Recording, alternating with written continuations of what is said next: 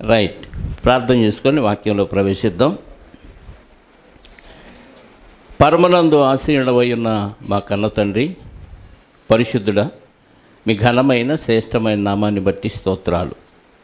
గడిచిన కాలమంతా చల్లగా కాపాడి మరొక ఆదివారాన్ని మాకు అనుగ్రహించి మీ కుమారుడైన క్రీస్తు ద్వారా మిమ్మల్ని స్తుతించి ఆరాధించే భాగ్యాన్ని, అల్పులమి అయోగ్యులమైన మమ్మల్ని ఉద్ధరించి పరిశుద్ధులుగా తీర్చి మీ ఆత్మ సహాయంతో మిమ్మల్ని ఘనపరిచే ధన్యతను ఇచ్చినందుకు మీకు స్తోత్రాలు చెల్లిస్తూ, మొదటి వర్తమానంలోనూ మరి ప్రభు యొక్క బల్లలోనూ మీరే మహిమ పొందారని విశ్వసిస్తూ నోటి పాటల ద్వారా జిహ్వ ఫలాన్ని అర్పించామని మేము నమ్ముతూ, ఇదిగో నాయన మరొక వర్తమానాన్ని మేము నేర్చుకోవటానికి సిద్ధపడుతూ ఉండగా మీ ఆత్మ సహాయంతో రాయించిన మాటల్లోని శ్రేష్టమైన సంగతులు మాకు తెలియచేసి తద్వారా మీరే మహిమ ఘనత ప్రభావాలు పొందుకొనమని కోరుకుంటూ, మా రక్షకుడు నీ ప్రియకుమారుడైన యేసుక్రీస్తు వారి ప్రశస్తమైన నామములు ప్రార్థించి అడిగి వేడుకొనిచున్నాను పరలోకపు తండ్రి, ఆమేన్. చేరి వచ్చిన మీ అందరికీ ప్రభు అయిన క్రీస్తు నామంలో నా శుభాలు వందనాలు. ఇప్పటికీ బైబిల్లో మర్మమైన బోధ ఏదైనా ఉందా అనేది ఈరోజు మన అంశం. అంటే చాలామంది దేవుడు నాకు రాత్రే బయలుపరిచాడు, ఆ మర్మాలన్నీ దేవుడు నాకు తెలియచేశాడు అని మర్మ బోధలు చేసే బోధకులు ఉన్నారు. విన్నారు ఎక్కడన్నా? ఈ మాట విన్నారు ఎవరన్నా? మర్మమైన బోధను దేవుడు నాకు బయలుపరిచాడు, రాత్రే బయలుపరిచాడు, ఇప్పటివరకు ఇది ఎవరికి తెలియదు, నాకే బయలుపరిచాడని జనాల్ని మభ్యపెడుతూ మరి భయభ్రాంతులకు గురి చేస్తూ మర్మమైన బోధలు వీళ్ళ సొంత ఆలోచనతో చేసి చెప్పటం అనేది మనం సమాజంలో కోకొల్లలుగా చూస్తున్నాం. ఇంతకీ బైబిల్ అంతా మర్మంగా ఒకప్పుడు ఉందేమో, కానీ క్రొత్త నిబంధనలు వచ్చి ప్రకటన గ్రంథం పూర్తయిన తర్వాత ఇంకా మర్మాలు అనేవి ఏవి లేవు. కాబట్టి దేవుడు ప్రకటన గ్రంథాన్ని ముగిస్తూ 22వ అధ్యాయము 18, 19 వచనంలో ఒక మంచి వార్నింగ్ ఇచ్చాడు. ప్రకటన గ్రంథం 22వ అధ్యాయము 18, 19 వచనాల్లో ఒక వార్నింగ్ని దయచేసి అందరూ గమనించాలి. ఇది అర్థమైన తర్వాత ఇంకెవరో మర్మమైన బోధలు చేసినా మనం నమ్ము. ఈ గ్రంథమందున్న ప్రవచన వాక్యములను విను ప్రతివానికి నేను సాక్ష్యమిచ్చున్నదేమనగా, ఎవడైనను, ఇది బోధకుడైనా ప్రవక్త అయినా పోపైనా ఇంకెవరైనా సరే, వీటితో మరి ఏదైనాను కలిపిన ఎడల ఈ గ్రంథములో వ్రాయబడిన తెగుళ్ళు దేవుడు వానికి కలుగ చేయును.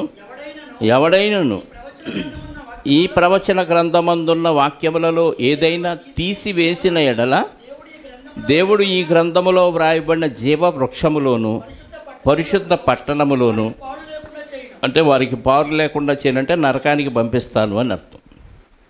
అంటే ఈ గ్రంథంలో అన్నీ చెప్పేశాడు దేవుడు. పాత నిబంధనలో మర్మంగా ఉన్న విషయాలన్నీ కొత్త నిబంధనలో ఒక్కొక్క దానికి ఆన్సర్ చేసేసాడు. అంటే ఇంకా మర్మాలంటూ ఏమీ లేవు. అయినా కొన్ని పదాలని, కొన్ని వాక్యాలని ఈరోజు మర్మబోధగా చెబుతూ ఉన్నారు. ఉదాహరణకి యెహోషువ గ్రంథం 1వ అధ్యాయము 11వ వచనంలో యెహోషువ గారి నాయకుడికి ఆజ్ఞాపిస్తాడు. జనాల్లో ఉన్న నాయకుడికి ఒక విషయాన్ని తెలియచేస్తాడు.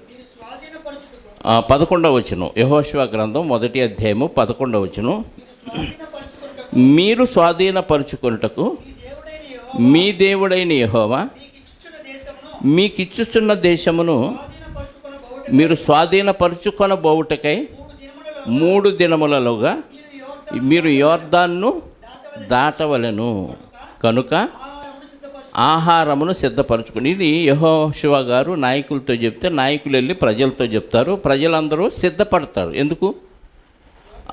ఐగుప్తు నుంచి విడుదలైన వీళ్ళు ఇక బోర్డర్లోకి వచ్చారు, ఆ నది వరకు వచ్చారు, యోర్దాను నది వరకు వచ్చారు. నది దాటితే కనాను దేశంలో ప్రవేశం.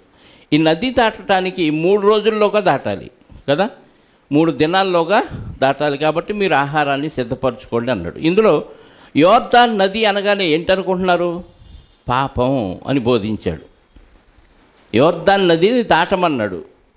యోర్దాను నది పాపమా? చెప్పండి, ఎక్కడన్నా ఉందా? అక్కడ పోనీ ఆ భావం వచ్చే విషయం అన్నా ఏమన్నా ఉందా వాక్య సారంలో? వాళ్ళు ఐగుప్తు నుంచి బయలుదేరి అరణ్య ప్రయాణం చేసి దాదాపుగా 40 సంవత్సరాలు అయిందప్పటికీ. ఆ 40 సంవత్సరాలు అయిన తర్వాత వాళ్ళు యోర్దాను దాటితే కనాను దేశంలో ప్రవేశిస్తారు. ఇది ఎన్ని రోజుల్లోకి దాటాలంట? 3 దినములలోగా దానిని దాటవలను. అంటే పాపాన్ని దాటాలా యోర్దాను నది దాటం అంటే? ఆల్రెడీ వాళ్ళు ఎవరు? పరిశుద్ధులు. వాళ్ళెవరు? ఇశ్రాయేలీయులు, పరిశుద్ధులు పాపాన్ని దాటాలి అని బోధిస్తున్నారు. ఇదేంటంటే దేవుడు నాకు బయలుపరిచిన ఒక మర్మాన్ని ఈరోజు మీ ముందు విప్పాను అంటున్నాడు. సప్పట్లో ఏళ్ళు. అలాగే కొత్త నిబంధనలు కూడా ఒక సందర్భాన్ని మనం చూడగలిగితే లూకాసు వార్త 10వ అధ్యాయము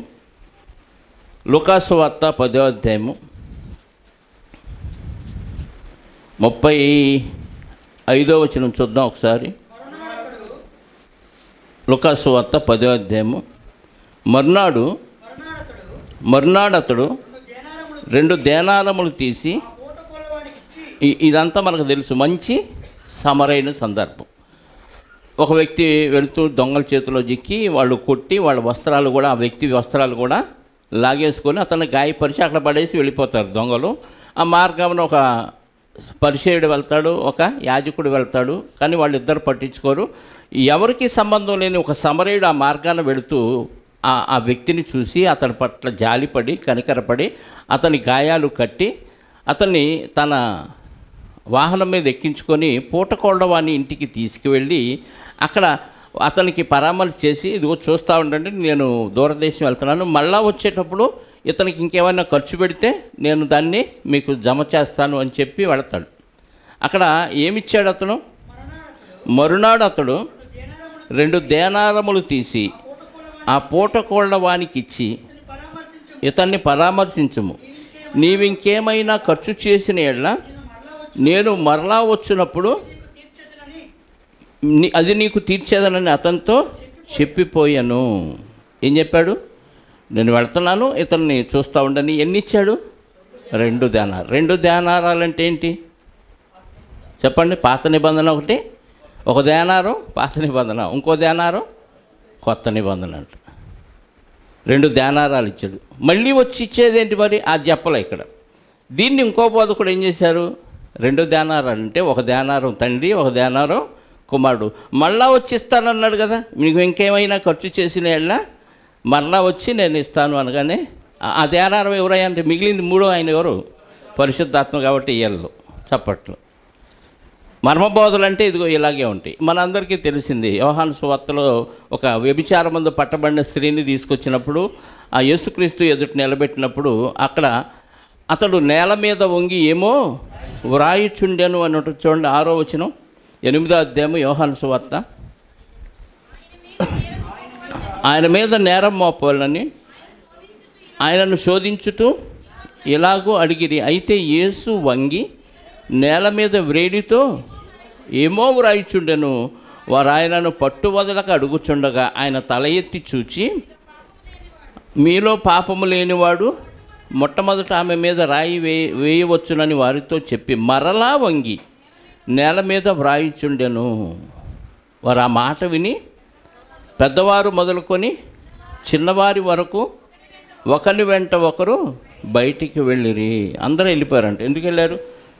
మర్మబోధకుడు చెప్తాడు, అక్కడ ఏం రాశారనుకుంటున్నాడు? నేల మీద వంగి ఏమో రాశాడని దేవుడు రాయించితే ఈయనేమంటాడు? అక్కడ ఉన్న చుట్టూ ఉన్నవారి పాపాలు రాస్తే ఒక్కొక్కటి రావటం, అక్కడ చూడటం, అమ్మో నా పాపం రాశాడు ఈయనని బెదురుకొని వెళ్ళిపోవటం. వినటానికి ఎలా ఉంది? భలే బాగున్నారు. నిజంగానే యేసుక్రీస్తు వారు వేలితో రాశాడు, ఏమో అని చెప్పాడుగా. ఆ ఏమో అయ్యగారికి దేవుడు బయలుపరిచాడు అనగా నేను చెప్పట్లేక. ఇలాంటి బోల్డ్ ఉన్నాయి. ఆ అబ్రహాం గారి దగ్గరికి సింధూర వృక్షం కింద కూర్చున్నప్పుడు 18వ అధ్యాయం ఆదికాండంలో ఎవరు వచ్చారు? 3 మనుష్యులు వచ్చారు అని ఉంటుంది అక్కడ. ఆ 3 ఎవరు అనుకుంటున్నారు? తెలిసింది, తండ్రి, కుమార, పరిశుద్ధాత్మ. అక్కడ చెప్పాల, వాళ్ళు దేవదూతలు 2 అన్నాడు. యెహోవా మోషే గారితో మాట్లాడుతున్నాడు, అబ్రహాం గారితో మాట్లాడుతున్నాడు అని ఉంటుంది. కానీ ఇక్కడ ఏం చెప్తారు? 3 తండ్రి, కుమారుడు, పరిశుద్ధాత్మ. మర్మ బోధ అంటే ఇలా ఉంటాయి. బైబిల్లో ఇలాంటివి బోల్డ్ చెప్తున్నారు. మొన్న కూడా గృహప్రవేశానికి వెళ్తే ఒక చోట వద్దులండి, ఇలాంటి బోధే చాలాసేపు జరిగింది. ఇలాంటి మర్మబోధలన్నీ అక్కడ ఏం ఉండవు, కానీ దానికి తీసుకొచ్చి ఆపాదించి ఏదో కహానీ చెప్తా ఉంటారు, కల్పించిన కట్టుకథలు చెప్తే వీరుడు శూరుడని పొగుడుతూ ఉంటారు. ఇది ఎంత సాతాను బోధ.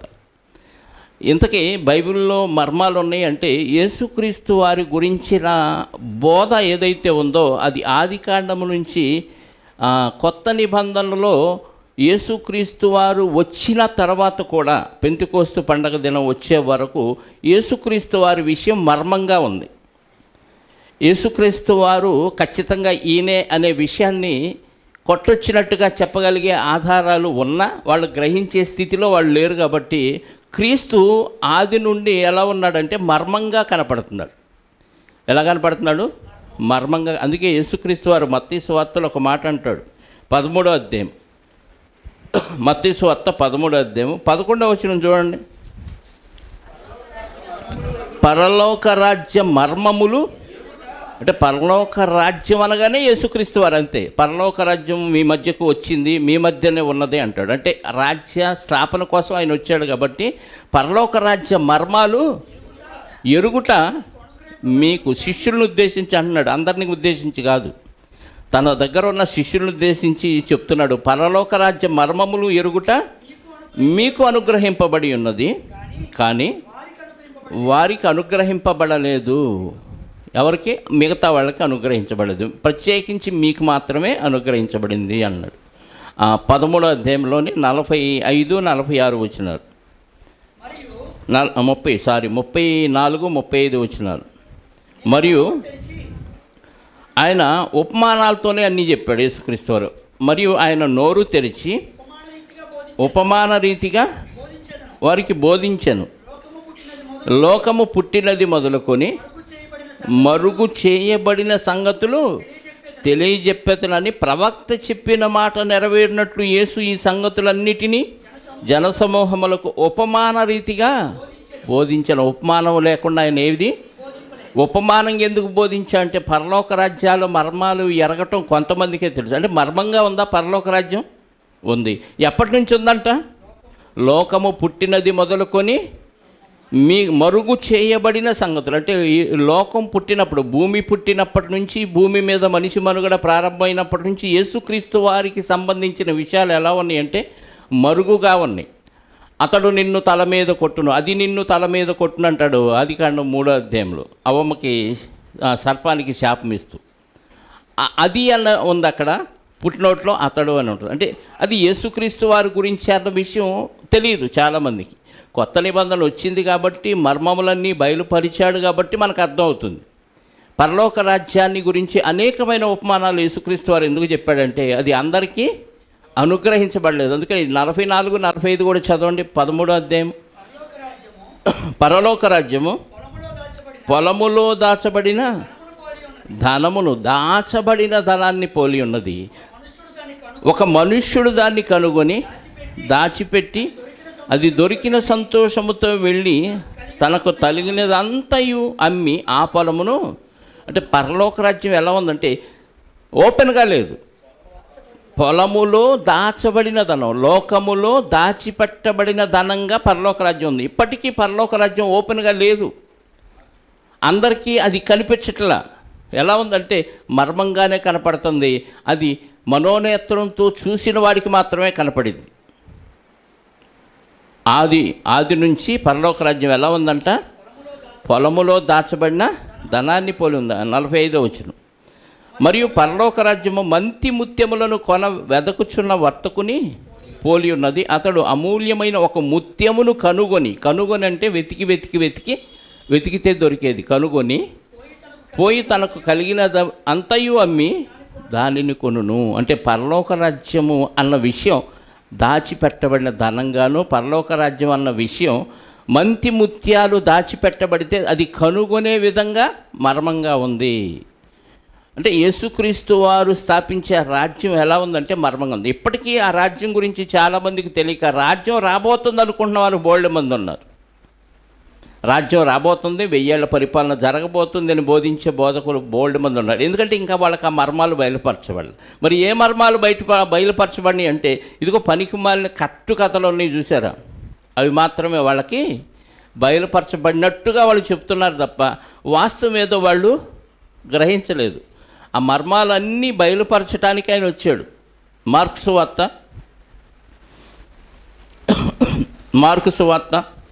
4వ అధ్యాయము 22, 23 వచనాలు చూడండి. మార్కు సువార్త 4వ అధ్యాయము, రహస్యమైనది ఏదైనాను తేటపరచబడకపోదు, బయలుపరచబడుటకే గాని ఏదియు మరుగు చేయబడలేదు. వినుటకు చెవులు ఎవరికైనా ఉండిన ఎడ్ల వాడు వినుగాకనెను. ఏంటంట? రహస్యం ఏదైనా తేటపరచబడక అంటే సీక్రెట్ ఏదైనా ఉందంటే ఏదో ఒక రోజు అది ఓపెన్ అయింది. ఇప్పుడు మనం బజార్లో వెళ్తున్నప్పుడు కొన్ని విగ్రహాలు ఓపెన్ చేయకుండా ముసిగేసి ఉంటుంది.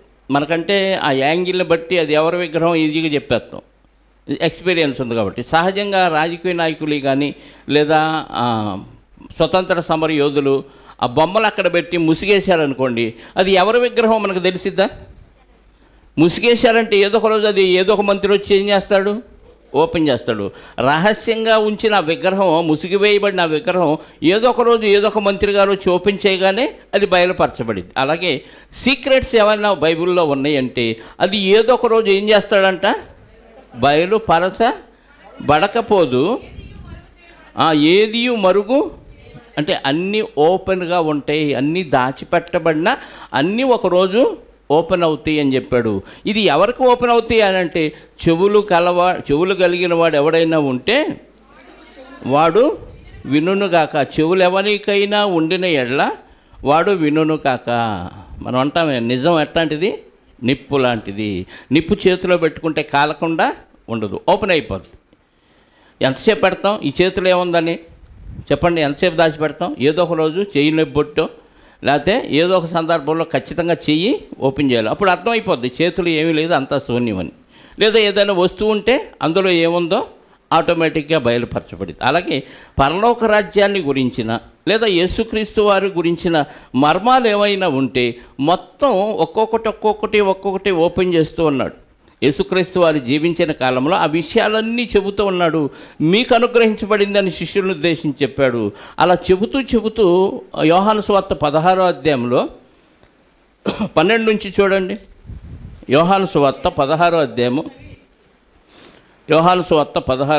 12 నుంచి 15 వరకు. నేను మీతో చెప్పవలసినవి ఇంకను అనేకమైన సంగతులు కలవు, కానీ ఇప్పుడు మీరు వాటిని సహింపలేరు.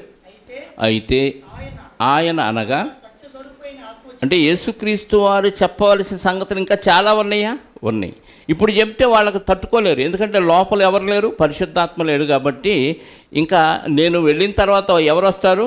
సత్యస్వరూపైన ఆత్మ వచ్చినప్పుడు మిమ్మల్ని సర్వసత్యములోనికి నడిపిస్తాడు. కాబట్టి ఆయన తనంతట తానే ఏమీ బోధింపక, అంటే యేసుక్రీస్తు వారు ఎంతవరకు వీళ్ళకి చెప్పాడో ఇంకా ఏం చెప్పాలో ఆ విషయాలు ఎవరు చెప్తారు?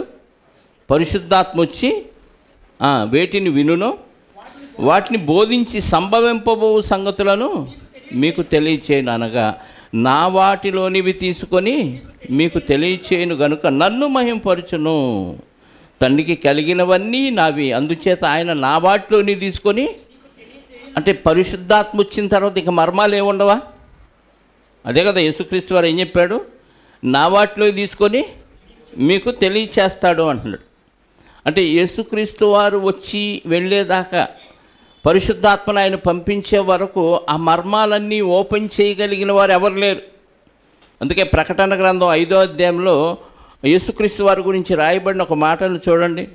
ప్రకటన గ్రంథం 5వ అధ్యాయము 6వ వచనం, లేదు 6 నుంచి చూద్దాం. మరియు సింహాసనములకును ఆ 4 జీవులకును పెద్దలకును మధ్యను వధింపబడినట్లుండిన గొర్రెపిల్ల నిలిచియుండుట చూచితిని. ఆ గొర్రెపిల్లకు 7 కొమ్ములు 7 కన్నులు ఉండెను. ఆ కన్నులు భూమి అందంతటికీ పంపబడిన దేవుని 7 ఆత్మలు ఆయన వచ్చి సింహాసనమందు ఆసీనుడై ఉండువాని కుడి చేతిలో నుండి, సింహాసనమందు ఆసీనుడై ఉండువాని కుడి చేతిలో నుండి అంటే తండ్రి అయిన దేవుని కుడి చేతిలో నుండి ఆ గ్రంథమును తీసుకొని ఆయన దాన్ని తీసుకున్నప్పుడు ఆ 4 జీవులను, వీణలను, ధూపద్రవ్యముతో నిండిన సువర్ణ పాత్రలను పట్టుకొని ఉన్న ఆ 24 పెద్దలను ఆ గొర్రెపిల్ల ఎదుట సాగిలపడిరి. ఈ పాత్రలు పరిశుద్ధుల ప్రార్థనలు. ఆ పెద్దలు, నీవు ఆ గ్రంథమును తీసుకొని దాని ముద్రలను విప్పుటకు యోగ్యుడవు. ఆ గ్రంథాన్ని తీసుకొని దాని ముద్రలు విప్పడానికి యోగ్యత ఎవరికి ఉంది? యేసుక్రీస్తు వారికి ఉంది. యోగ్యుడవు. నీవు వధింపబడిన వాడైవై నీ రక్తమిచ్చి ప్రతి వంశములోనూ, ఆయా భాషలు మాట్లాడు వారిలోనూ, ప్రతి ప్రజలోనూ, ప్రతి జనములోనూ దేవుని కొరకు మనుషులను కొని మా దేవునికి ఒక రాజ్యముగాను యాజకులుగాను చేసితివి. వాళ్ళు పాడుతున్నారు పాట. మా దేవునికి ఒక రాజ్యంగా యాజకులుగా నువ్వు చేసితివి. కొన్నాడు మనుషుల్ని. అందుకే ఆయనకి అర్హత ఉంది. ఏ విప్పటానికి? గ్రంథాన్ని విప్పటానికి. గ్రంథంలో ఏముంది? సీక్రెట్స్ ఉన్నాయి. ఏది, ఎప్పుడు, ఎందుకు, ఎలా జరిగింది, అక్కడ జరిగింది వాస్తవమా కాదా? ఉదాహరణకి మోషే గారితో దేవుడు పొదలో మాట్లాడినట్టుగా మనకు అక్కడ కనపడింది. అక్కడ దూత అని ఉంటుంది. సీనాయి పర్వతం మీద దేవుడే దిగి వచ్చి అక్కడ మాట్లాడినట్టుగా ఉంటుంది. వాస్తవంగా ఏంటి అని అంటే కొత్త నిబంధనలో వాటికి ఆన్సర్ ఉంటుంది. అపోస్తుల కార్యాలు 7వ అధ్యాయంలో. ఇప్పుడు అవన్నీ తీద్దామా? ఒకసారి చూడండి. అపోస్తుల కార్యాల గ్రంథం 7వ అధ్యాయము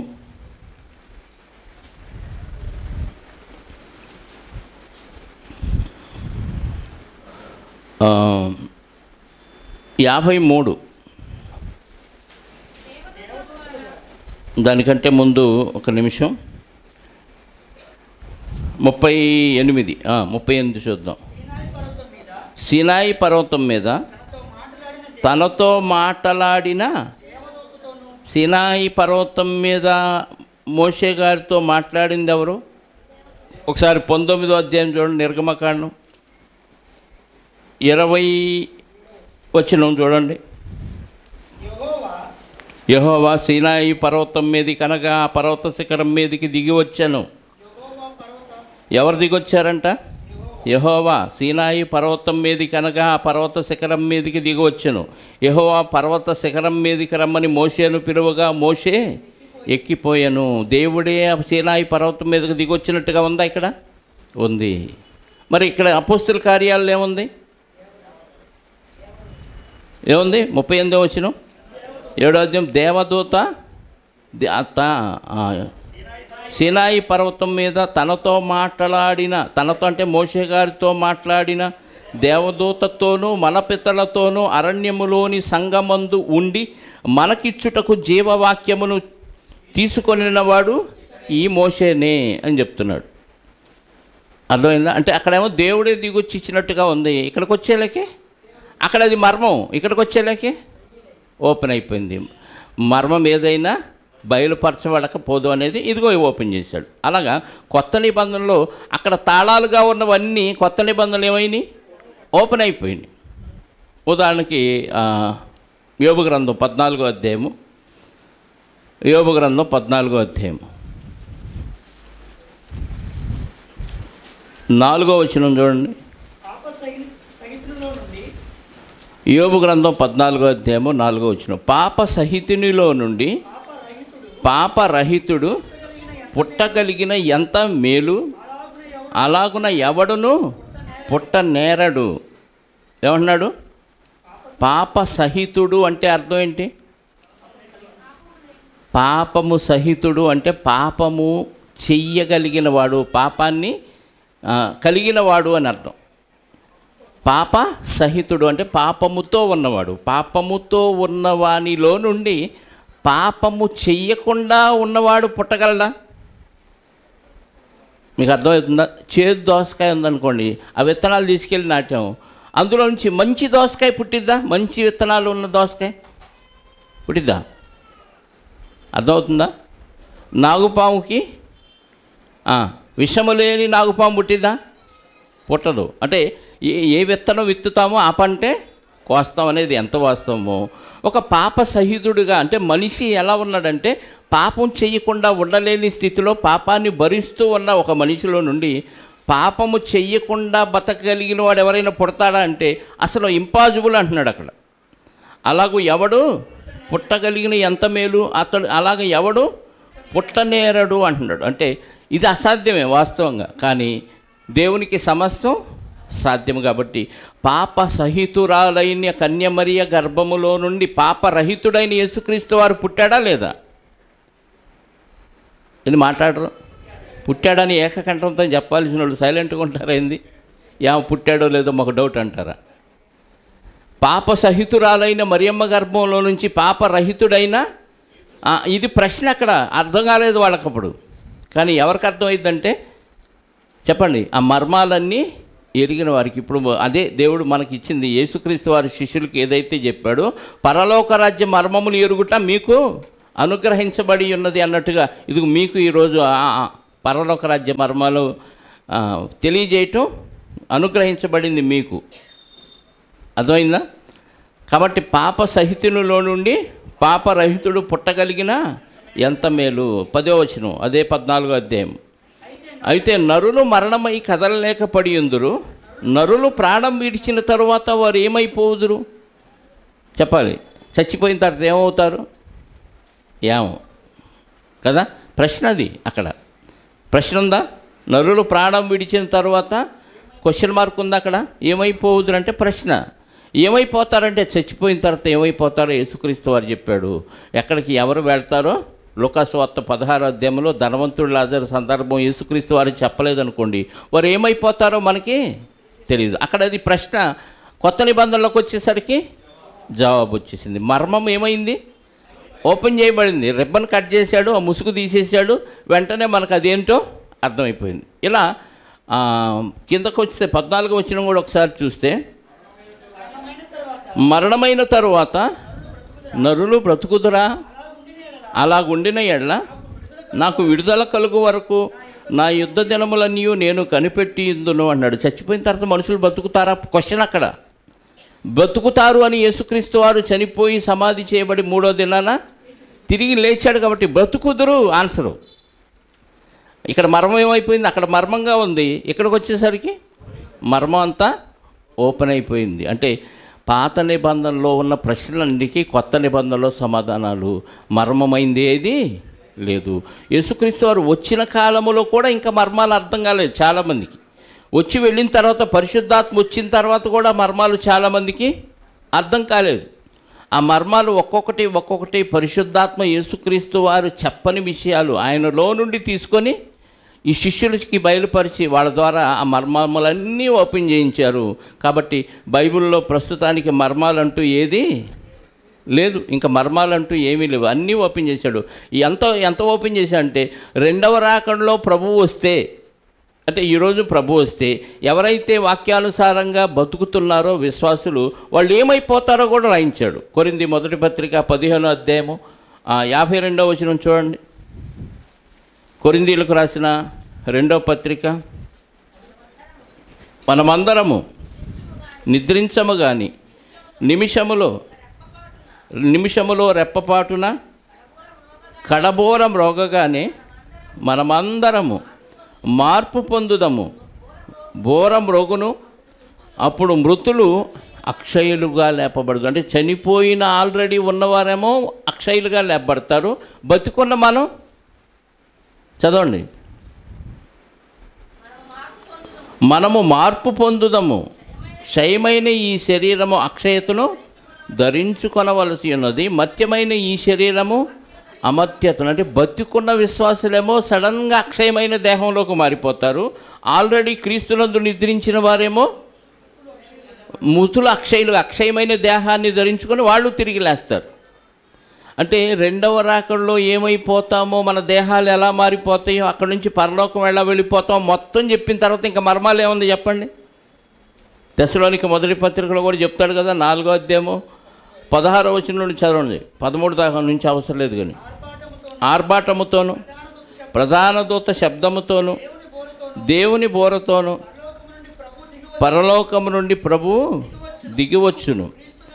క్రీస్తునందుండి మృతులైన వారు మొదట లేతురు. ఆ మీదట సజీవులమై నిలిచిండు మనము వారితో కూడా ఏకముగా ప్రభువుని ఎదుర్కొనుటకు ఆకాశ మండలం మీదలకు మేఘముల మీద కొనిపోబడుదుము. కాగా మనము సదాకాలం ఆయనతో పరదేశంలో ఉన్నవారు వస్తారు, ఆయన మనల్ని తీసుకొని పరలోకానికి వెళ్ళిపోతే సదాకాలం అంటే ఇంకా హ్యాపీగా పరలోకంలో ఉండిపోతాం. ఇక ఇదే కదా ఎండింగ్ కార్డు, శుభం కార్డు. ఇది భూలోకానికి చెప్పండి, యేసుక్రీస్తు వారు రెండవ రాకడలో రావటం, ఉన్న విశ్వాసులందరూ పరలోకానికి వెళ్ళిపోవటం శుభం. ఇంకా మర్మాలు ఏముంటాయి? నువ్వు ఎలా బ్రతకాలో చెప్పాడు, ఎలా బ్రతకూడదో చెప్పాడు.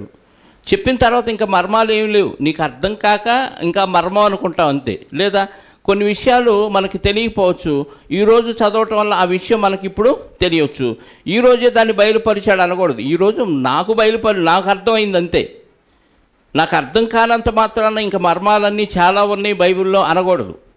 బైబిల్లో మర్మాలన్నీ ఉన్నాయి, మర్మాలన్నీ ఓపెను చేసేసాడు. కంప్లీట్ అయిపోయిన తర్వాత ఇంకా బైబిల్లో మర్మాలు ఉన్నాయని నాకు అర్థం కానంత మాత్రాన ఉన్నాయని చెప్తే అది తప్పైంది. లేదా అందులో ఏదో ఒకటి జోడించి చెప్పామనుకోండి, ఏమైంది? అప్పుడు యేసుక్రీస్తు వారు ఆ ప్రాంతంలోనే చెప్పారు. శిష్యులకు మాత్రమే కొన్ని చెప్పాడు, బయట వాళ్ళకి చెప్పలేదు. అందుకే ఒక మాట అంటాడు శిష్యులతో, మత్తయి సువార్త 10వ అధ్యాయంలో 27వ వచనం. మత్తయి సువార్త 10వ అధ్యాయము 27వ వచనం. నేను చీకట్లో మీతో చెప్పినది, నేను చీకట్లో చెప్పాను, కొద్దిమందిగానే అందరికీ తెలియకుండా మీకు చెప్పాను. ఇప్పుడు మీరేం చేయాలి శిష్యులు? వెలుగులో చెప్పండి అంటే అందరికీ తెలియజేయాలి అన్నాడు. అందుకే ఆయన చనిపోయి తిరిగి లేచి పరలోకానికి వెళ్ళిన తర్వాత వాళ్ళు ఏం చేశారంట? 16వ అధ్యాయం మార్కు సువార్తలో 25వ వచనం, 20వ వచనం. వారు బయలుదేరి వాక్యమందంతటా ప్రకటించిరి. వాళ్ళు బయలుదేరి ఏం చేశారు? అంతా ప్రకటించారంటే ఎలా ప్రకటించారు? వాళ్ళు యెరూషలేము దాటి ఎక్కడికి వెళ్ళలేదు. కానీ ఎలా ప్రకటించారంటే, వాళ్ళు ఎప్పుడైతే పెంతెకోస్తు పండుగ దినం వచ్చిందో ఆ రోజు పరిశుద్ధాత్మ రాగానే పరిశుద్ధాత్మ ద్వారా వీళ్ళు క్రీస్తు యొక్క సువార్తను ఆ ప్రాంతంలో వాళ్ళు ఆ మేడగదిలోంచి మాట్లాడుతుంటే అన్ని ప్రాంతాల నుంచి, ప్రపంచంలో ఎన్ని దేశాలలో నుంచి వచ్చారో అన్ని దేశాల నుంచి వచ్చిన వారు అక్కడ కూడారు యెరూషలేములో. వారు వీళ్ళు మాట్లాడుతుంటే విని వాళ్ళ భాషల్లో వాళ్ళకి అర్థమైపోయి వాళ్ళు తిరిగి వాళ్ళ ప్రాంతాలకు వెళ్ళిన తర్వాత ఆ ప్రాంతాల్లో ఏం చేశారు? వాళ్ళు ప్రకటించారు. అంటే శిష్యుల ద్వారా యెరూషలేములో ప్రకటించబడిన సువార్త అన్ని ప్రాంతాలకు వెళ్ళిపోయింది. కాబట్టి వాళ్ళు బయలుదేరి వాక్యమందంతటా ప్రకటించిరి. స్ప్రెడ్ అయిపోయింది సువార్త. ఆ తరములో అందరికీ స్ప్రెడ్ అయిపోయింది. తర్వాత అపోస్తుడైన పౌలు గారు వచ్చాడు. ఆయనకి కొన్ని మర్మాలు దేవుడు పరిశుద్ధాత్మలో బయలుపరిచాడు. వీళ్ళు ప్రకటించింది ఎక్కువగా సువార్తే. పాత లేఖనాలను ఎత్తి సువార్తలు ప్రకటించారు. తర్వాత అపోస్తుడైన పౌలు గారు వచ్చి ఇంకా సంఘంలో కొన్ని కట్టడలు, నియమాలు ఇవన్నీ పరిశుద్ధాత్మ ప్రేరణతో దేవుడు ఆయనకి బయలుపరిస్తే వాటిని పౌలు గారు ప్రకటించాడు. కొరింథీ పత్రిక, మొదటి పత్రిక 2వ అధ్యాయము, కొరింథీయులకు రాసిన మొదటి పత్రిక 2వ అధ్యాయము 1వ వచనం. సహోదరులారా, నేను మీ యొద్దకు వచ్చినప్పుడు వాక్చాతుర్యముతో కానీ జ్ఞానాతిశయముతో కానీ దేవుని మర్మమును మీకు ప్రకటించుచూ వచ్చిన వాడను. అంటే దేవుని మర్మాలు చెప్పేవాళ్ళు ఎలా చెప్తారంట? ఇదే మర్మబోధని. వాక్కు చాతుర్యం అంటే ఆ నాలుకని ఎలా తిప్పాలంటే అలా తిప్పుతారు. వాహ్వా అంటారు వినేవాళ్ళు. మామూలుగా చెప్పుకపోతే పెద్దగా అట్రాక్షన్ ఉండదు. డైలాగ్ లాగా చెప్తే, సినిమా హీరో డైలాగ్ లాగా చెప్తే, ఏలెత్తి చూపించి మరి కళ్ళు ఉరిమిచ్చి చెప్తే ఇదేదో సినిమా పోస్టర్ లాగా అనిపించింది కదా మనకి. విలన్ డైలాగులు బాగుంటాయా, హీరోయి బాగుంటాయా? సినిమాల్లో హీరో కంటే విలన్ డైలాగు సూపర్గా ఉంటాయి తెలుసా కదా. ఆడేం చేయలేకపోయినా ఏమంటాడు? రెచ్చిపోతూ ఉంటాడు డైలాగ్. అలాగే ఈరోజు బోధకులు కూడా ఎలా ఉన్నారంటే వాళ్ళని ఇమిటేట్ చేస్తూ బోధిస్తున్నారు.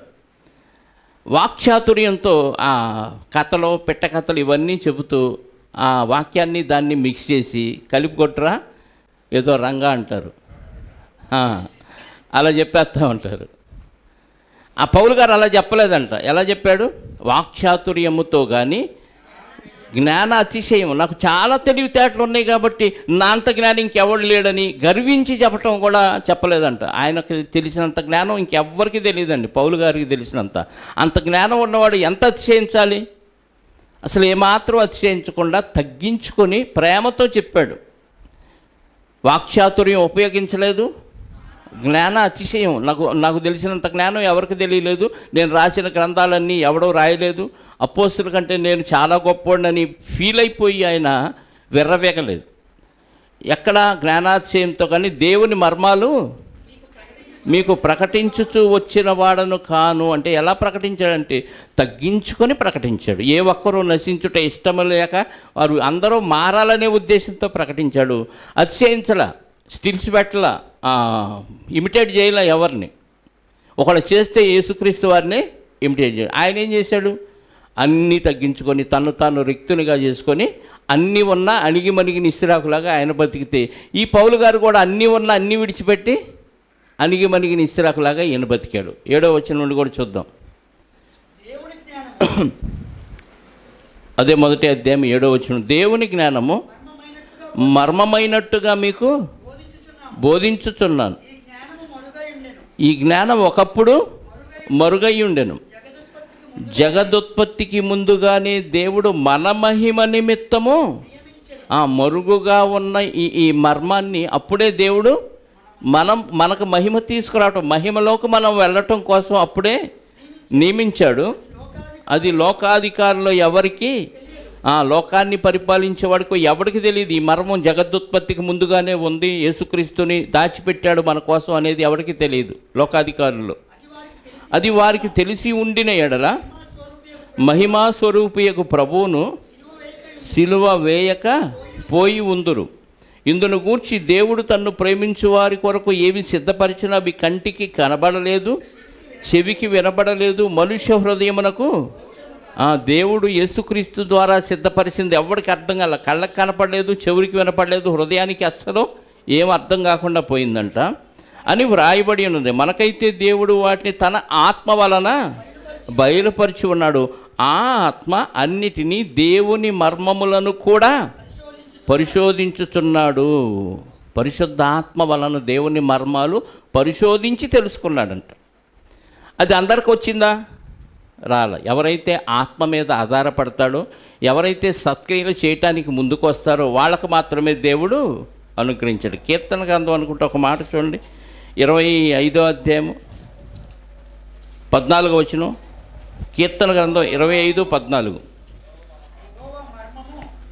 కీర్తన గ్రంథం 25:14. యెహోవా మర్మము ఆయన యందు, యెహోవా మర్మము ఆ దేవుని యందు భయభక్తుల కలవారికి తెలుసును. ఇప్పుడు పౌలు గారు దేవుని యందు భయభక్తులు కలిగి ఉన్నాడు కాబట్టి మర్మాలన్నీ పౌలు గారికి ఏం చేశాడు? దేవుడు బయలుపరిచాడు. ఆ మర్మాలు ఒక్కొక్కటి ఓపెన్ చేస్తూ ఉన్నాడు. అదే కొరింథీ పత్రిక 4వ అధ్యాయము 1-2 వచనాలు. ఇలాగున క్రీస్తు సేవకులమనియు దేవుని మర్మము విషయంలో గృహ నిర్వకులమనియు ప్రతి మనుష్యుడు మమ్మును భావింపవలను, మరియు గృహ నిర్వకులలో ప్రతివాడును నమ్మకస్తుడైన వాడై ఉండుట ఆవశ్యకము. అంటే ఎవరికి ఇస్తాడంట మర్మాలన్నీ? నమ్మకంగా ఉండి దేవుని గృహం అంటే సంఘాన్ని నమ్మకంగా నడిపించేవాడికి ఆ మర్మాలు బయలుపరుస్తాడంట దేవుడు. ఇప్పుడు పౌలు గారు ఎలా ఉన్నాడు? దేవుని ఎడల నమ్మకంగా ఉన్నాడు.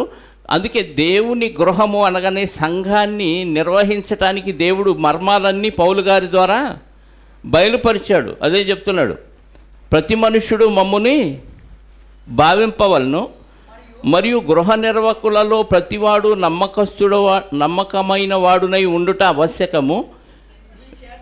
మీ చేతనైనను ఏ మనుష్యుని చేతనైనను నేను విమర్శింపబడుట నాకు మిక్కిలి అల్పమైన సంగతి.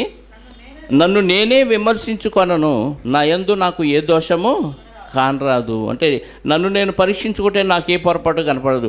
దేవుడు పరీక్షిస్తాడని భయం కలిగితే అప్పుడు ఆయన ఏళ్ల భయభక్తులు కలిగి ఉంటే దేవుని మర్మాలు వాళ్ళకి అనుగ్రహిస్తాడని మనం కీర్తన 25:14 చదువుకున్నాం.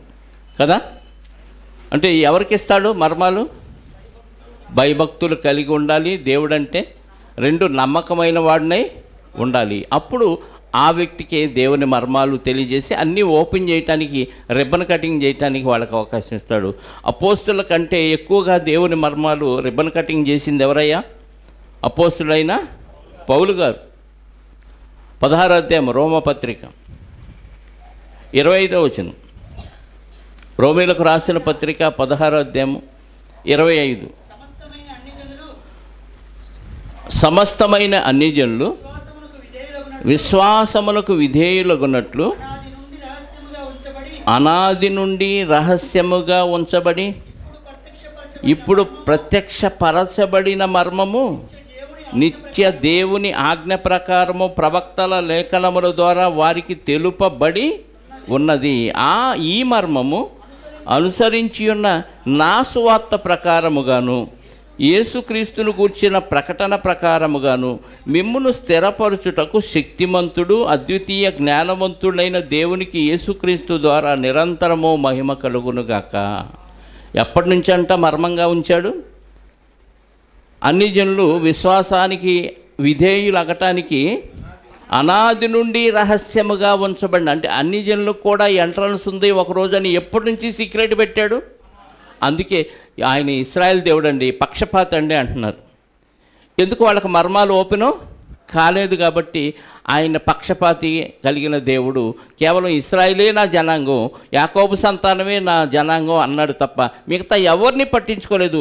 అందరినీ వీళ్ళ చేత చంపించాడు అనే వార్త వస్తుంది దేవుడి గురించి. ఎందుకంటే సీక్రెట్గా అనాది నుండి అన్ని జనులకు కూడా నేను దేవుణ్ణి, ఆయన ఎలా భయభక్తులు కలిగి ఉన్నవారు ఏ జాతి వాడైనా, ఏ దేశం వాడైనా, ఏ ప్రాంతం వాడైనా ఆయన ప్రేమిస్తే చాలు ఖచ్చితంగా ఆయన వాళ్ళకి రక్షణ దయచేశాడన్న విషయం తెలియలేదు. ఎందుకంటే ఐగుప్తులో వాళ్ళు 400 సంవత్సరాలు బానిసలుగా ఉన్నప్పుడు ఐగుప్తు నుంచి విడిపించి మోషే గారు కనాను దేశానికి నడిపిస్తున్నప్పుడు ఐగుప్తులో ఉన్న అన్ని జనులు కూడా వీళ్ళని వెంబడించారు. ఎవరిని? ఇశ్రాయేలుని. మీరు అన్ని జనులు, ఐగుప్తీలు, మీరు విగ్రహారాధకులు, మీరు వెళ్ళిపోండి, గెట్అవుట్ అనలేదు. వాళ్ళను కూడా మన్నాతో పోషించాడు దేవుడు. ఎంత నిష్పక్షపాతంగా దేవుడు వాళ్ళని చూశాడో చూడండి. దేవుడు పక్షపాతి కాదు. దేవుని యందు భయభక్తులు కలిగి ఎవరైతే ఆసక్తి చూపుతారో, యథార్థంగా ఉంటారో వాళ్ళని ఏ తరములోనైనా దేవుడు ప్రేమిస్తూనే ఉన్నాడు. ఆయన పక్షపాతి కాడు. కాకపోతే ఇప్పుడు ఇక్కడ ఓపెన్ అయిందంతే. యేసుక్రీస్తు వారు వచ్చి వెళ్ళిన తర్వాత అన్ని జనుల ప్రవేశం కూడా ఓపెన్ అయింది. అదే ఇక్కడ పౌలు గారు చెప్తున్నాడు. మళ్ళీ చదవండి ఆ మాట, 25వ వచనం. సమస్తమైన అన్ని జనులకు విశ్వాసములకు విధేయులగునట్లు అనాది నుండి రహస్యముగా ఉంచబడి ఇప్పుడు ప్రత్యక్షపరచబడిన మర్మం నిత్య దేవుని ఆజ్ఞ ప్రకారము ప్రవక్తల లేఖనముల ద్వారా వారికి తెలుపబడి ఉన్నది. ఈ మర్మము అనుసరించి ఉన్న నా సువార్త ప్రకారము గాను యేసుక్రీస్తును గూర్చిన ప్రకటన ప్రకారముగాను మిమ్మును స్థిరపరచుటకు శక్తిమంతుడును అద్వితీయ జ్ఞానవంతుడైన దేవునికి నిరంతరము యేసుక్రీస్తు ద్వారా నిరంతరము మహిమ కలుగునుగాక. ఆ మర్మాన్ని ఓపెన్ చేశాడు. అందుకే దేవునికి యేసుక్రీస్తు ద్వారా నిరంతరం మహిమ కలగాలని కోరుకుంటున్నాడు పౌలు గారు. అలాగే ఎఫెసీ పత్రిక 1వ అధ్యాయం, ఎఫెసీలకు రాసిన పత్రిక 1వ అధ్యాయం 7వ వచనం నుండి చూడండి. దేవుని కృపా మహిదైశ్వర్యమును బట్టి ఆ ప్రియుడంటే యేసుక్రీస్తునందు ఆ యేసుక్రీస్తు రక్తం వలన మనకు విమోచనము అనగా మన అపరాధములకు క్షమాపణ మనకు కలిగి ఉన్నది. కాలము సంపూర్ణమైనప్పుడు జరగవలసిన ఏర్పాటును బట్టి ఆయన తన దయా సంకల్పము చొప్పున తన చిత్తమును గూర్చిన మర్మమును మనకు తెలియచేసి మనకు సంపూర్ణమైన జ్ఞాన వివేచన కలుగుటకు ఆ కృపను మన ఎడల విస్తరింపచేసెను. ఏ కృప? యేసుక్రీస్తు వారి ద్వారా దేవుడు మనకిచ్చిన కృపను. ఎప్పుడంట? ఆ మర్మాలన్నిటినీ కాలము సంపూర్ణమైనటువంటి యేసుక్రీస్తు వారి ద్వారా ఆ మర్మాలన్నీ తెలియజేసి మనకేమిచ్చాడు? ఆ కృపను విస్తరింపచేశాడు. అంటే మనకంటే అన్ని జనులకి.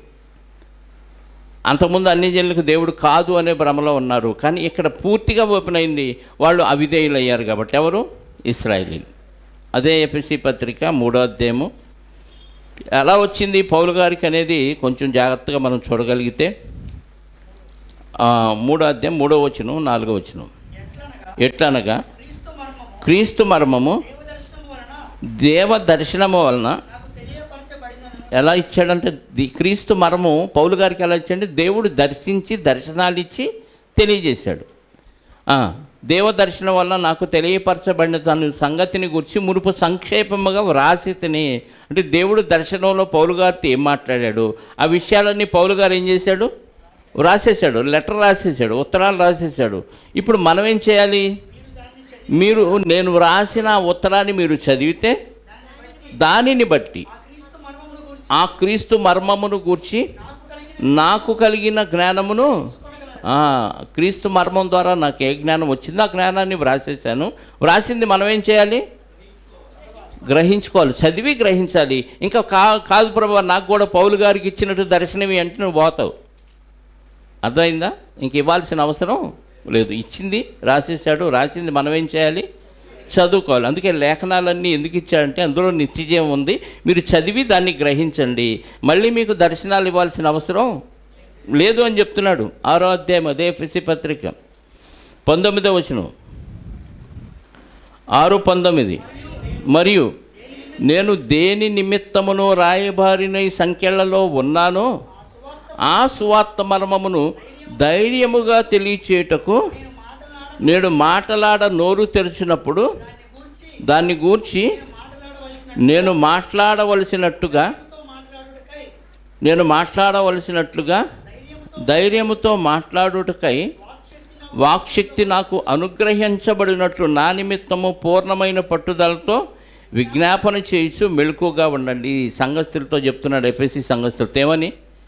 దేవుని మర్మాలు, క్రీస్తు సువార్తను గురించిన మర్మాలు నేను మాట్లాడాలి. ఇంకా ఆ మాట్లాడటానికి నాకు వాక్శక్తి కావాలని దేవుణ్ణి మీరు ప్రార్థించండి. ఎవరితో మాట్లాడుతున్నాడు? సంఘస్థులతో. అంటే పౌలు గారికి కూడా ప్రార్థన కావాలా, విశ్వాసుల సహకారం కావాలా? ప్రార్థన సహకారం అంటే ఖచ్చితంగా కావాలి. ఓ దైవజనులు ఒక చోటకి వెళ్ళి వాక్యం చెప్తున్నారంటే వాళ్ళ గురించి సంఘస్థులు ఏం చేయాలి? ఇంట్లో కూర్చొని అంట్లు దొంగకోవటం కాదు, వెళ్ళారయ్యా ప్రకటిస్తున్నారు, చక్కగా అక్కడ అవకాశం వచ్చేటట్టుగా ప్రకటించే ఏర్పాట్లు అతనికి చేయండి. మంచి వాక్శక్తిని వాళ్ళకి అనుగ్రహించు. వాక్చాతుర్యం వేరు, వాక్శక్తి వేరు. వాక్చాతుర్యం అంటే అయ్యి కళ్ళబొల్లి కబుర్లన్నీ చెప్పి ప్రాసను యాడ్ చేసి ఆ రాధా మనోహర్ దాస్ యాడ్ చేస్తాడు చూసారా, అలాగా యాడ్ చేసి చెప్తే వినటానికి ఎలా ఉంటుంది? కవిత్వంలాగా, వినసొంపులాగా, ఓహో అన్నట్టుగా ఉంటుంది. వాక్శక్తి అంటే దేవుడు ఏదైతే ఇచ్చాడో అది ఉన్నదన్నట్టుగా ప్రజెంట్ చేయటం వాక్శక్తి. ఇప్పుడు పౌలు గారు ఏది ప్రార్థించమంటున్నాడు? దేని గురించి? వాక్శక్తి నాకు అనుగ్రహించినట్లు నా నిమిత్తము పూర్ణమైన పట్టుదలతో విజ్ఞాపన చేయొచ్చు మెలకువగా ఉండండి. అంటే ప్రార్థన కోసం మీరు చేయండి అని సహకారం అడుగుతున్నాడు. ఎందుకు? దేవుని మర్మాలు నేను బోధించడానికి నాకు వాక్శక్తి కావాలి కాబట్టి. కొలసీ పత్రిక 1వ అధ్యాయం, కొలసీ పత్రిక 1వ అధ్యాయం 25 నుంచి దేవుని వాక్యమును అనగా, దేవుని వాక్యం అంటే యేసుక్రీస్తు వారు. దేవుని వాక్యం అనగా యుగములలోను తరములలోను మరుగు చేయబడి ఉన్న మర్మమును సంపూర్ణముగా ప్రకటించడకు. సంపూర్ణంగా అంటే యుగాల్లో తరాల్లో మరుగు చేయబడిన ఈ మర్మం, వాక్యం అనే మర్మం, యేసుక్రీస్తు మర్మంగా ఉన్నాడు. ఈ మర్మాన్ని ఎప్పటి నుంచి దేవుడు ఉంచాడు? యుగములలోను తరములలోనూ మరుగు చేయబడి ఉన్న ఈ మర్మాన్ని సంపూర్ణంగా ప్రకటించడానికి ఇంకేముండవా? అన్నీ ఓపెను. ఆ మర్మాలన్నీ నేను కంప్లీట్గా ఓపెన్ చేయటానికి మీ నిమిత్తము నాకు అప్పగింపబడిన దేవుని ఏర్పాటు ప్రకారము నేను ఆ సంఘమునకు పరిచారకుడనైతిని. అన్యజనుల్లో ఈ మర్మము యొక్క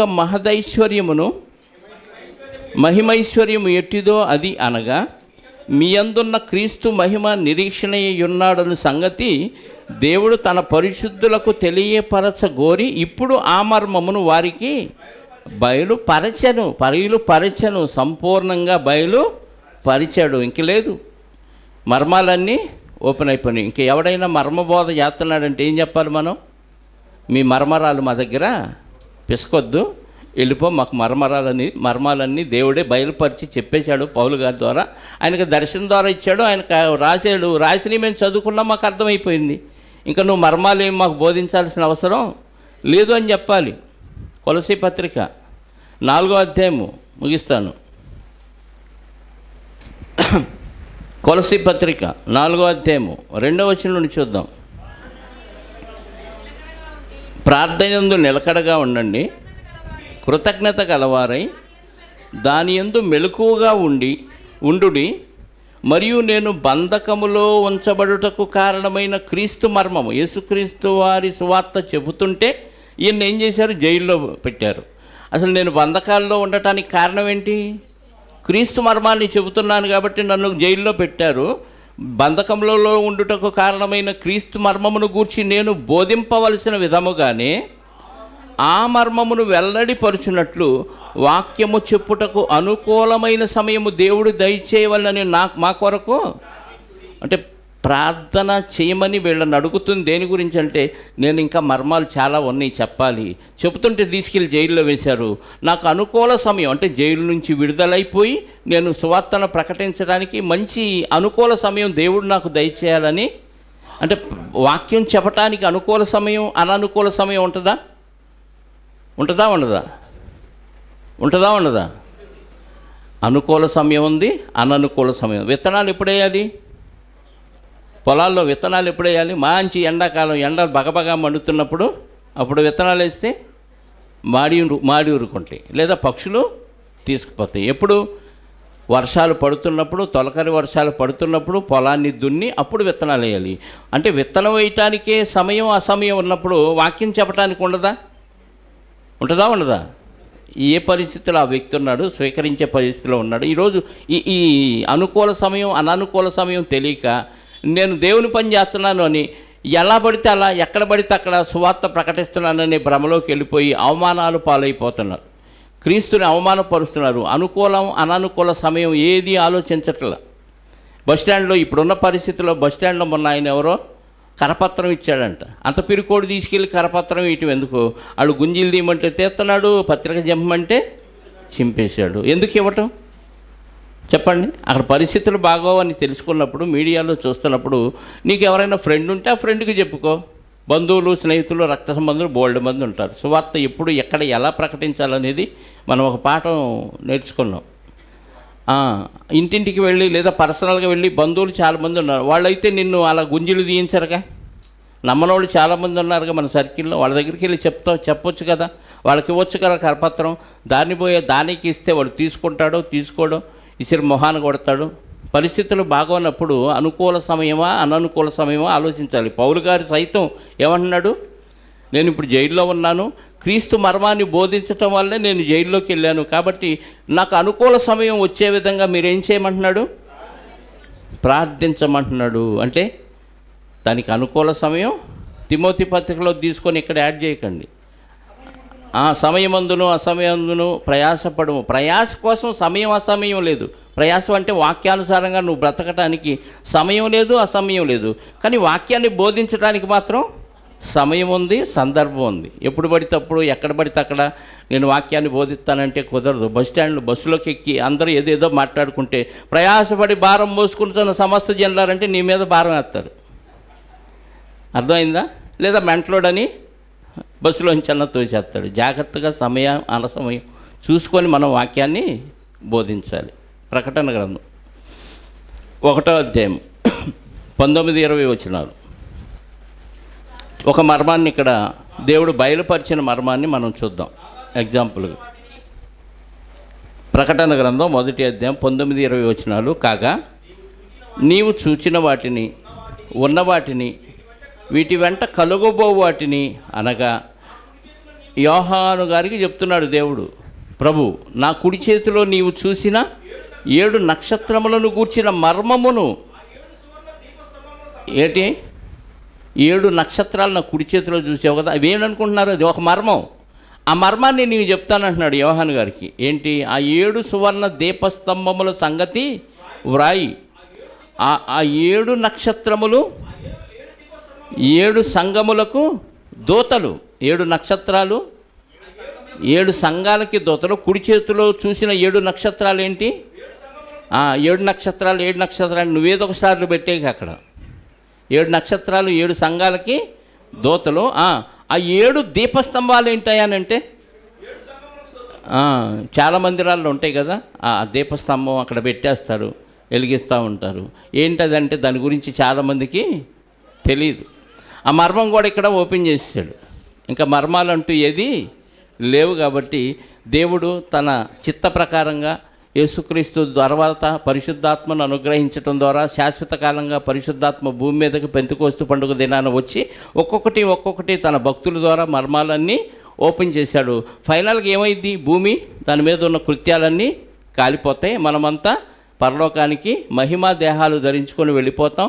ఆల్రెడీ ప్రభువునందు నిద్రించిన వారు కూడా పరదేశంలో నుంచి వస్తే వాళ్ళ దేహాలు కూడా వారు మహిమా దేహంగా దేవుడు అనుగ్రహిస్తే అందరం కలిసి పరలోకానికి వెళ్ళిపోతాం.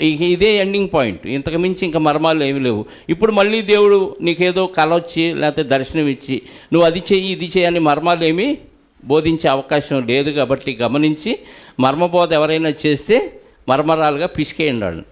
మాకు అన్నీ తెలుసు, దేవుడు అన్నీ బయలుపరిచాడు, ఇంకేం చెప్పాల్సిన అవసరం లేదని చెప్పేయండి. ప్రార్థన చేసుకుందాం. క్రీస్తు యేసునందు మమ్ములను మిక్కిలిగా ప్రేమించిన మా కన్న తండ్రి, మహోన్నతమైన ఘనమైన సర్వశక్తి కలిగిన మీ నామాన్ని బట్టి స్తోత్రాలు. నిజంగా యుగములలోనూ తరములలోనూ మరుగు చేయబడిన మర్మములన్నిటినీ మాకు అర్థమయ్యే భాషలో మాకు అర్థమయ్యే విధంగా మీరు వ్రాయించి మా చేతికిచ్చిన మీ ప్రేమను బట్టి స్తోత్రాలు. అందులో మేము ఎలా బ్రతకాలో, ఎలా మీ గృహ నిర్వాహకత్వం చేయాలో అన్న విషయాలు కూడా వ్రాయించారు. మీ యందు భయభక్తులు కలిగి, వాక్యం పట్ల శ్రద్ధ కలిగి, ఆసక్తి కలిగి, మీ మర్మములన్నీ గ్రహించి ఆ బోధ ప్రకారంగా మేము బ్రతుకుతూ అనేకులను బ్రతికింపచేసే ధన్యతను మా అందరికీ ప్రసాదించండి. ఇదిగోనైనా ఎవరెవరైతే ఇరుకుల్లో ఇబ్బందుల్లో ఉన్నారో, ఎవరెవరైతే మానసిక బలహీనత రుగ్మతల్లో ఉన్నారో, ఎవరెవరైతే ఆర్థిక సమస్యలతో ఉన్నారో, ఎవరెవరైతే మరి వ్యాధులతో బాధలతో ఉన్నారో వారందరినీ జ్ఞాపకం చేసుకోండి. ఇదిగోనైనా మా సంఘ సభ్యురాలు మరి సరళ గారు ఐసీయూలో చేరి ఉండగా ఆ బిడ్డను జ్ఞాపకం చేసుకొని మంచి స్వస్థతనివ్వండి. అలాగే తండ్రి మా తోటి సహోదరుడు రాజా యొక్క తల్లిగారు కూడా కొన్ని వారాలుగా సంఘానికి రాలేని స్థితిలో అనారోగ్యంతో ఉండగా కొంత ఊరటనిచ్చారు. మంచి ఆరోగ్యాన్ని ఆ బిడ్డకి ప్రసాదించి మీ చిత్తమైతే సంఘముతో కలిసి మిమ్మల్ని ఆరాధించగలిగే ధన్యతను ఆ బిడ్డకు కూడా ప్రసాదించండి. ఇంకా మాకు తెలిసి తెలియక ఎంతమంది అనారోగ్యంతో బాధపడుతున్నారో వారందరినీ జ్ఞాపకం చేసుకోండి. వివాహం కావలసిన వారికి వివాహాన్ని, సంతానలేమితో బాధపడుతున్న వారికి సంతానాన్ని, ఇలాంటి పరిస్థితుల్లో ఉన్న ప్రతి ఒక్కరిని మీ చిత్తమైతే వారికి కావలసిన సమస్తాన్ని దయచేయమని, వచ్చిన బిడ్డలందరినీ సురక్షితంగా వారి కుటుంబానికి చేర్చి మీ చిత్తమైతే మీ కుమారుని రాకడ ఆలస్యమైతే మేమంతా మరొక తరుణంలో మీ సన్నిధిలో కలుసుకొని మీ కృపాక్షేమాలు మేము ఆలోచించడానికి సహాయాన్ని దయచేయమని కోరుకుంటూ మా రక్షకుడు మా పాప విమోచకుడునైన యేసుక్రీస్తు వారి సమాధానము కలిగిన నామములు ప్రార్థించి అడిగి వేడుకొనుచున్నాను పరలోకపు తండ్రి. ఆమేన్. మనం